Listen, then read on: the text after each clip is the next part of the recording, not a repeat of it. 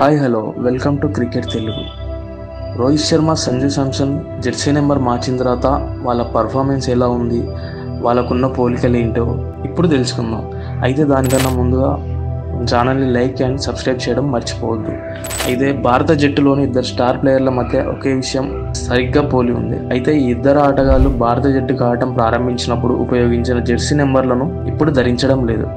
రోహిత్ శర్మ మరియు సంజు శాంసన్లు తమ జెర్సీ నెంబర్లు మార్చుకొని అంతర్జాతీయ క్రికెట్లో మెరిశారు.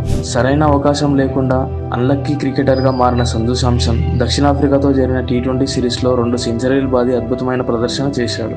అదే సమయంలో గత 10 ఇన్నింగ్స్లలో విఫలమైన రోహిత్ శర్మపై అందరి దృష్టి ఉంది. సంజు శాంసన్ల రోహిత్ శర్మ కూడా మళ్ళీ ఫామ్లోకి వస్తాడని అందరూ ఆశిస్తున్నారు. అయితే భారత జట్టులోని ఇద్దరు స్టార్ ప్లేయర్ల మధ్య ఒక విషయం సరిపోతుంది. ఈ ఇద్దరు ఆటగాళ్లు భారత జట్టుకు ఆడడం ప్రారంభించినప్పుడు ఉపయోగించిన జెర్సీ నెంబర్లని ఇప్పుడు ధరించడం లేదు. రోహిత్ శర్మ, సంజు శాంసన్లు తమ జెర్సీ నెంబర్లను మార్చుకొని అంతర్జాతీయ క్రికెట్లో మెరిశారు. రోహిత్ శర్మ, సంజు శాంసన్ల జెర్సీ నెంబర్లలో ఒకే పద్ధతిని అనుసరిస్తున్నారు. వీరిద్దరి జెర్సీలు 9వ సంఖ్యని ఉమ్మడిగా కలిగి ఉన్నారు. 9వ నెంబర్తో రోహిత్ శర్మ, సంజు శాంసన్ల కెరీర్లు మారిపోయాయి.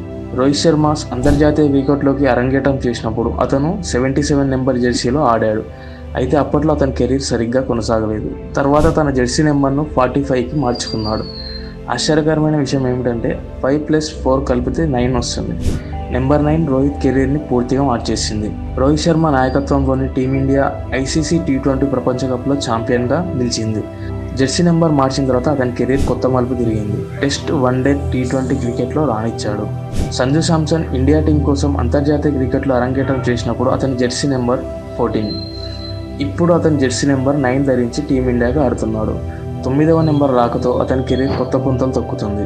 బంగ్లాదేశ్తో జరుగుతున్న టీ20 సిరీస్ల చివరి మ్యాచ్ల్లో సంజు శాంసన్ సెంచరీ సాధించాడు. దక్షిణాఫ్రికా పర్యటనలో 4 మ్యాచ్ల్లో 2 సెంచరీలు సాధించి సరికొత్త రికార్డు సృష్టించాడు. ఒక సంవత్సరంలో 3 టీ20 సెంచరీలు సాధించిన ప్రపంచంలోని తొలి బ్యాట్స్మెన్గా నిలిచాడు.